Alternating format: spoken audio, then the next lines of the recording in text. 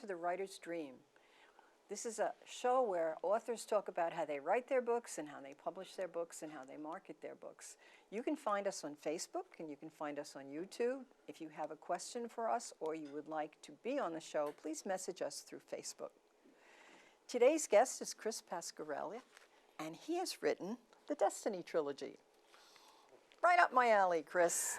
These are the kind of books I love. It's all about fantasy, because reality is really tough these days.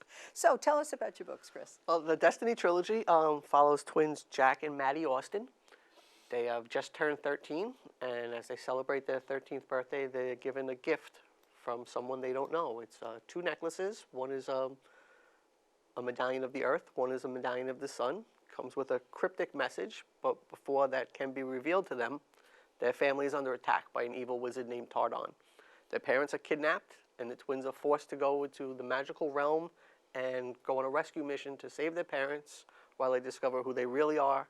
They learn about the magical realm, and their Uncle Benny teaches them to be the powerful wizards they are meant to be. Okay, so this is a book that we could set aside as a special book simply because the 13-year-olds are going to rescue their parents. Yes. I don't know too many 13-year-olds who are out to rescue their parents. So tell me, where did you get your ideas from? Well, my children, my daughters Tony Ann and Deanna, are very big Harry Potter fans. How old are they? Now, my oldest is 21 and Deanna is 17.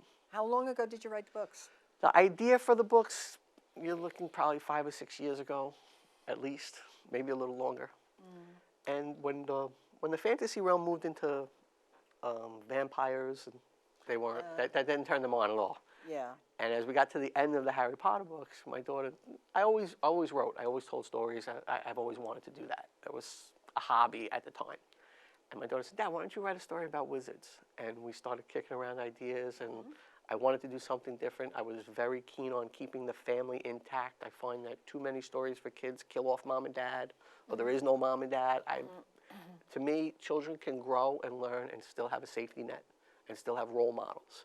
And why not the parents? It always seems to be someone outside of the family in every story. I didn't want to do that. I wanted to keep it mom and dad are the role model here.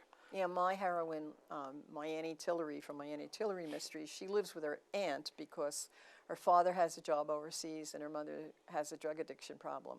So I did just the opposite. I thought, not that I'm disputing what you're saying, but I did just the opposite because I wanted to show that kids can have a different safety Absolutely. net. But definitely Aunt Jay is a safety net. And I agree with you that when you write for kids, and this is from my teaching experience, you want to have role models. You want Absolutely. you want to show them that there is a pathway to something that's good.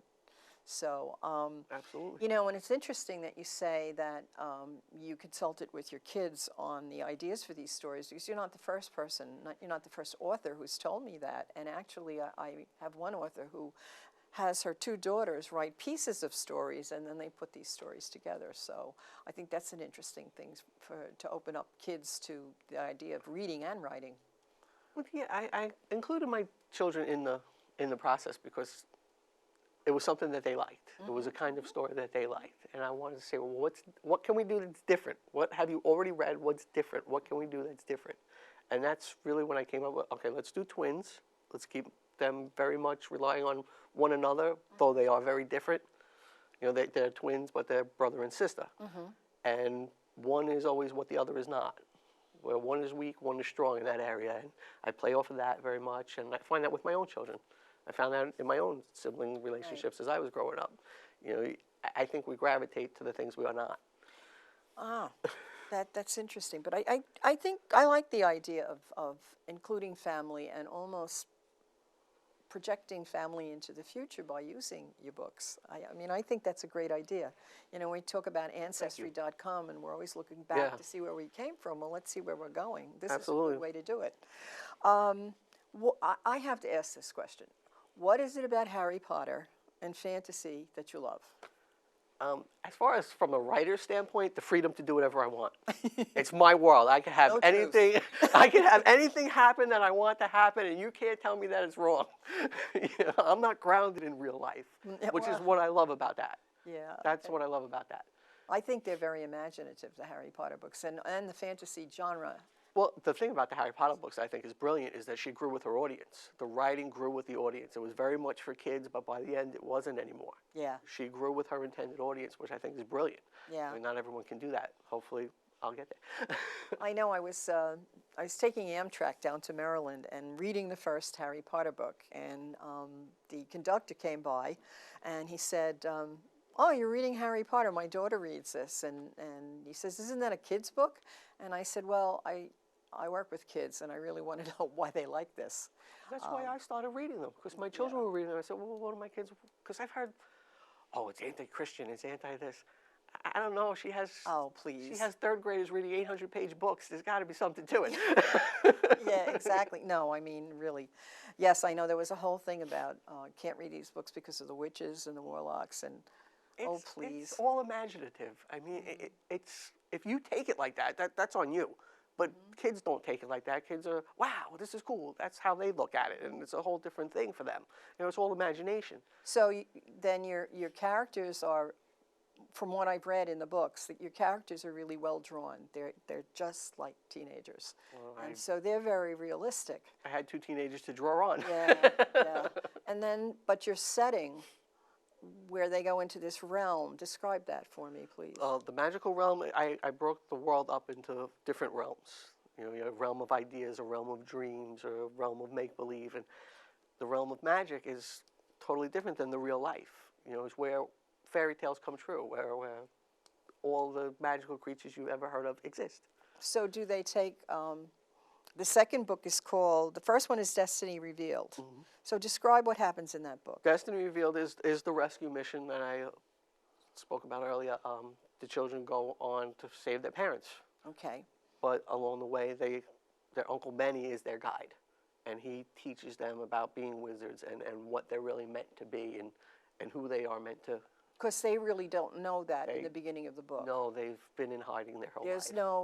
They know there's something weird about themselves. Well, yes. Not quite sure what it is. Things happen, you know, things happen. It's like, that's not supposed to happen. How come that happened to me? Why was I able to do that? But they are told finally that, yes, you're wizards. We come from this realm of existence. We're not from the non-magical realm. And then they discover that not only that, but they are the only wizard twins in history.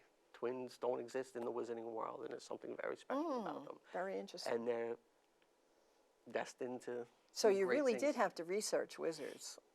Well, You had to find something out about wizards. Are wizards real? I don't know. I've met a few in the sports world. Oh, that guy does that. He got to be some kind of wizard.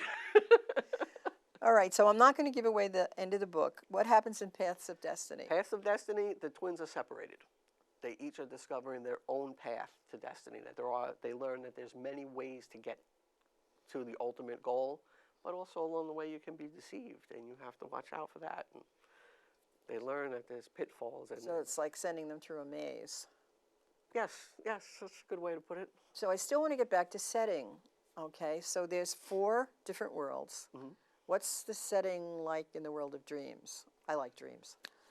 Well, the world of I'm focused on the magical world. The world of dreams is just that. That's where your dreams come from. That's where when you sleep, your dreams come from the dream world, and it also gives birth to ideas, which brings us to the realm of ideas and thought. Okay. You know, to me, even in real life, not just the world I create. But what does it look like? Or is it all up here?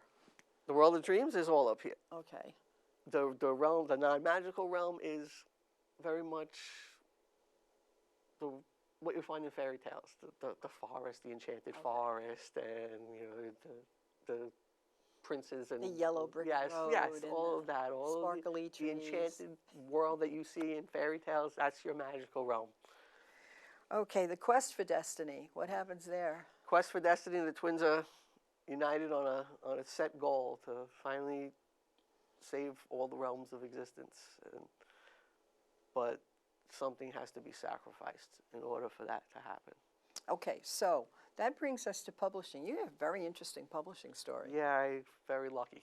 Yeah, Very lucky. you self-published. I and then what self-published a Kindle Direct, which, well, first I tried to go the regular route. You know, I sent out the letters and the sample Did you really chapters. do that? Yes. I didn't yes. even bother For with that. a long time I I did was that. too old. I stumbled across that you could self-publish a Kindle Direct. I had no idea. I had seen an interview on YouTube with another author who had done that. Oh, I looked into that.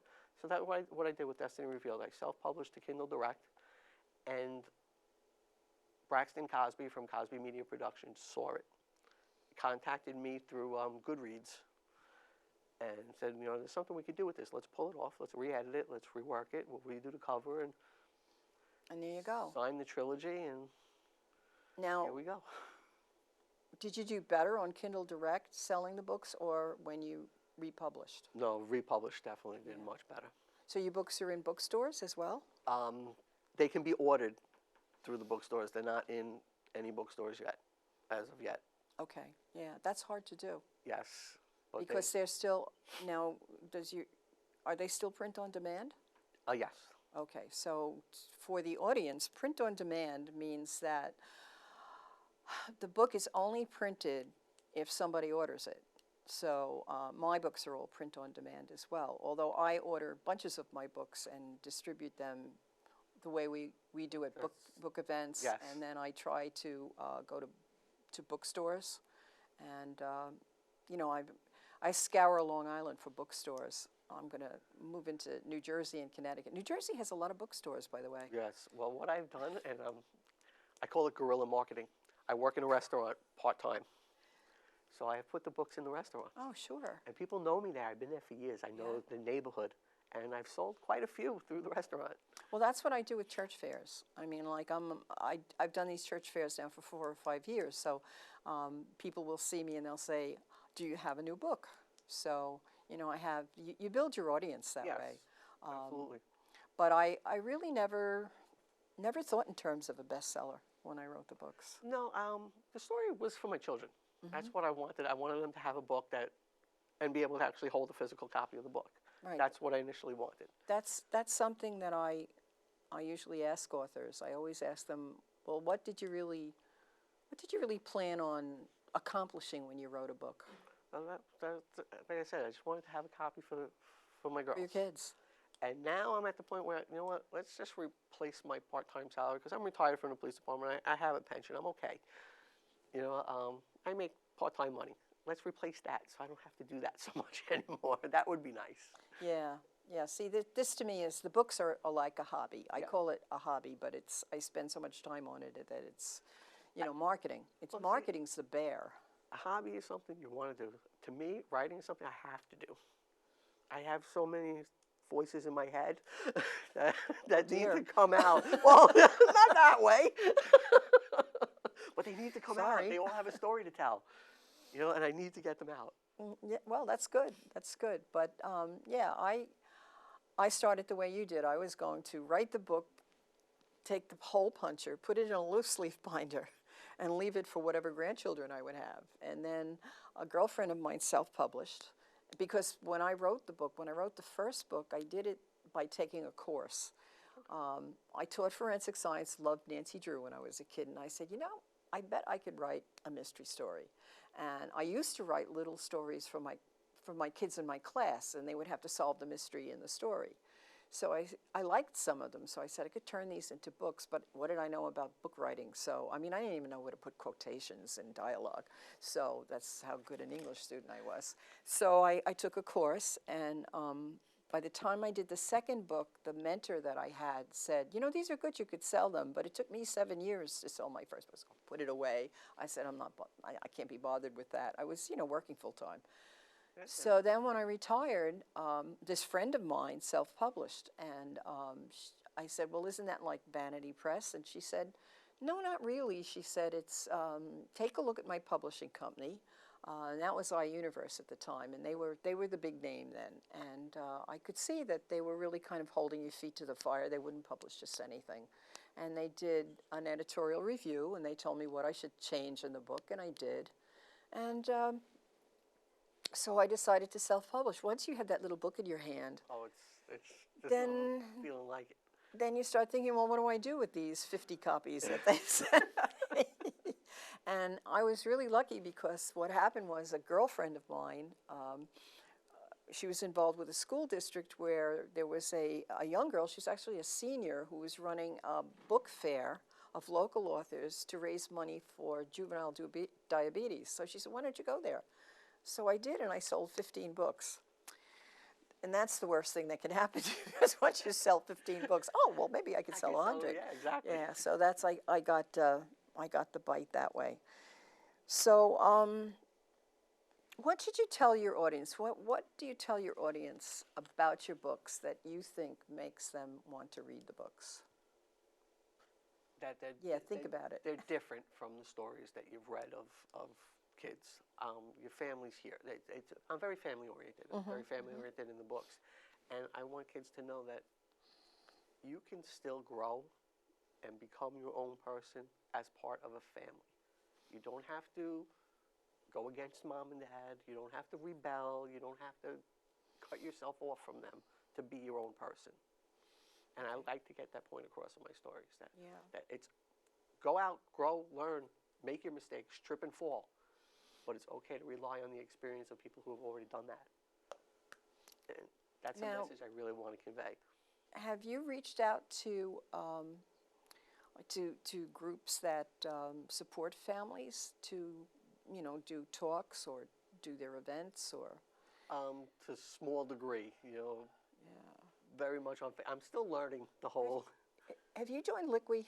Yes. Okay, so Long Island Children's Writers and Illustrators. And so do you do the book events? I've done a few. I've seen you at a couple. Yeah, I've seen you in the libraries, but I don't remember seeing you in the schools. No, That's a good way. The schools I've tried to get into. We have a program with Barnes & Noble where we can do a fundraising event for the schools. They call it a book fair, and during the 2 hours that I'm there, whatever's purchased in the store, the school gets a percentage of. So I've tried to partner up with that. Yeah, that's a good way. We did that with Long Island Authors Group in the spring. Do you do that through Bayshore Barnes and Nobles? Well, we can do it anywhere. Anywhere. Because it's through my publisher. Oh, that's great. So I'm trying to set up something with the local schools, the Levittown schools. Yeah, so I'm still trying to get into that. Yeah, well, you should think in terms of maybe look on the internet of family groups.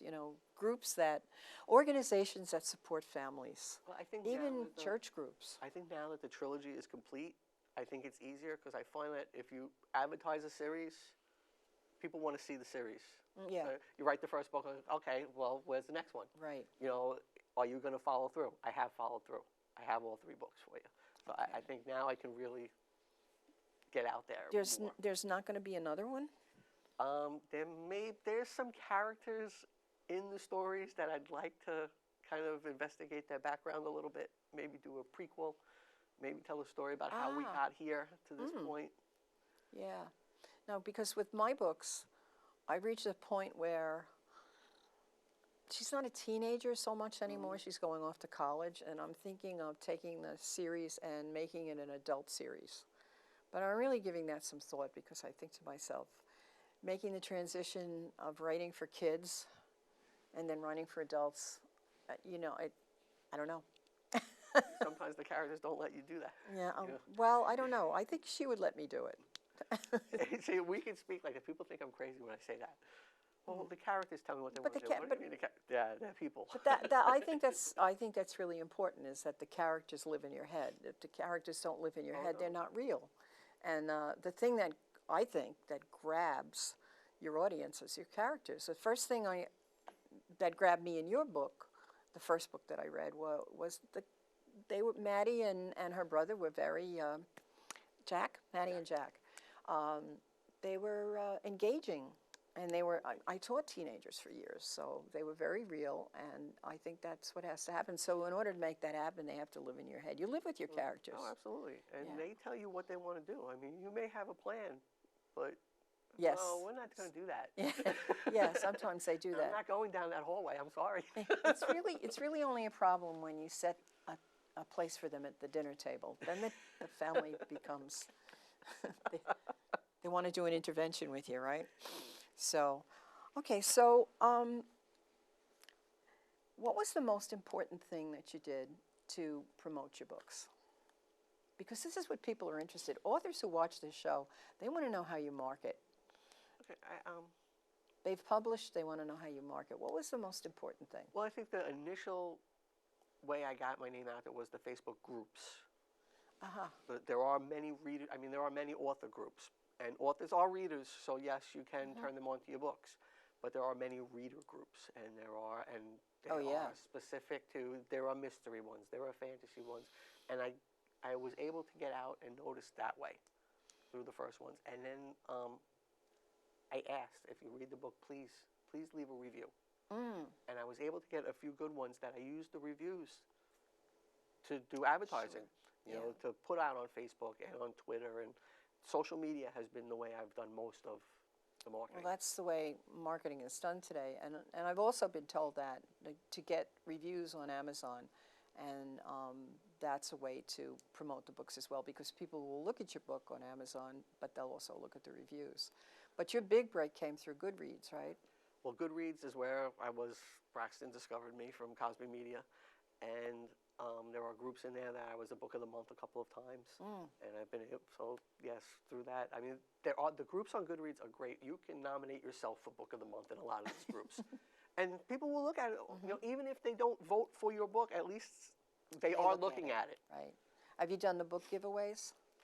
Not so much. Yeah, I did it twice. I've been in a couple of Facebook events where I've taken over for an hour, and I find that those are pretty successful. You know, you get to talk to people at least. You get to interact and see what they like. You know, which I think is important. Have you done a blog or a blog tour? I've done a few blog interviews. Nothing. Yeah. Yeah, I've done a lot of radio. All right. What have you done on radio? Podcasts. I try to go to the fantasy sci-fi podcasts. I don't want to. The nerd podcast, they're called. That's my audience, you know. And there are also writers' podcasts, and I've done a few of those. I find them on. There's a website, radioguestlist.com, where they email you different shows looking for guests and what they're looking for, and I've contacted a few through that. Well, I have a radio show for you. No, we'll talk about it later. Okay. But I like radio.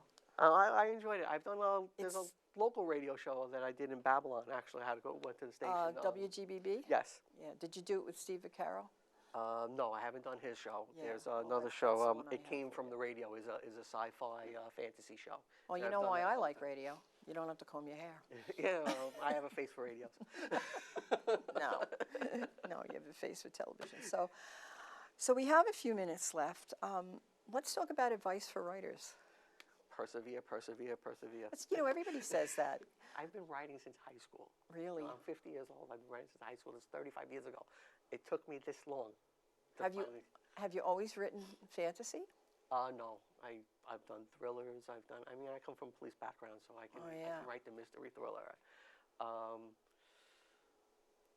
Which police department? New York City Police Department. I'm retired from, yes. Oh, it's too bad that we couldn't interface you with the first guest, because the first guest was from the New York City Police Department as well. So, but that didn't inspire you. That wasn't your inspiration. No, you wanted to get away from it. Like I said, I'm very big on the family. I think kids need to read more. Yeah. I think they spend too much that's time with laudable. their head in their phone. Yeah, I know. You know? I know. And I like to write something for. I like that audience. I think that kids who read do better in school. They do better in life. They're just better prepared to have a conversation. These kids don't know how to have a conversation anymore. All right, so I have a manuscript, Cris, and I know that you've been successful. What should I do with my manuscript? That's what I was going to say. Don't say that. Edit. Professional editing. Very Most good. important thing. Professional editing. Very it's good. Expensive, but well worth the investment. Yes. Do the shopping around. I don't say don't, but if you want to get it out there, Kindle Direct is your best bet. Create space? Create space, Kindle Direct, get it out there. You know, it's a 24-hour process. They're boom, on Kindle right there the next day. Yeah, if you have a clean manuscript, it's pretty easy to. But you can still shop it while you're out there. Yeah, Still because shop you it to own the it. publishers. You own it. You know, you can still shop it to the publishers, which is great. You know, that's a question I get quite often from people who haven't published yet, because I sometimes do a workshop on that. They ask, well, you know, once you've published the book, do you own it? Yeah, you own it. And make sure you own it. Make sure it's in the contract that you own the book, because Absolutely. then you can do, of course, every writer's dream is what? The movie rights. Yeah, well, we're in those talking phases right Hey, now. really? Yes. With who? There's a conversation going on about that right now. I know some people in the business. Cosby Media does do some movie production, so their movie division is very interested in it. So it's the talking phases right now. How long does it take? I don't know. Yeah, Could be I know. years. You know, I'd be more interested with my books to do a TV, like a TV series, rather than a movie. Although if somebody asked me to do a movie, You're not gonna say I no. probably would say, maybe I would do that. Okay, so you've published on Kindle Direct, and you have a paperback with Create Space. Then what do? Where do you go? Local media. Okay. Your local town newspapers, they love to hear that you're a published author. Right, They love right. to put that in the paper. Your local library will be more than happy to have you set up a table and sit there and give a talk. They want that. They want to do all that stuff. There are local author groups. Join them. They will Yes. get you signings. And you know what else I tell them? That before you publish the book, get a Facebook page. Absolutely. And then talk about, I am writing this book and it is almost published, and so on. And get your friends to read friends you can trust to read the manuscript, and then, come up with ideas for you. Not only that, but little blurbs that they can put on Facebook. Well, that's the thing. So you start with social media right away, before you even publish. And then once you've published, then you have a book page. Well, there are groups on Facebook that are just beta readers, and they will tell you exactly what you need to fix, and you get that feedback from an audience, a real audience. And not, feedback is really important. not your sister who doesn't. So we're on our way. understand. All of those people out there who have a manuscript are on our way, and I wish you the best of success with this, and I'll see you at the movies. Yes. Hopefully. And I hope you do a sequel or a prequel. A prequel, I think, Yeah. would be my next. Yeah. Well, good luck. Well, thank Thank so you for much. being a guest. Oh, thank you for having Thanks, me. Cris. I appreciate it. And you're fine on TV. Don't worry.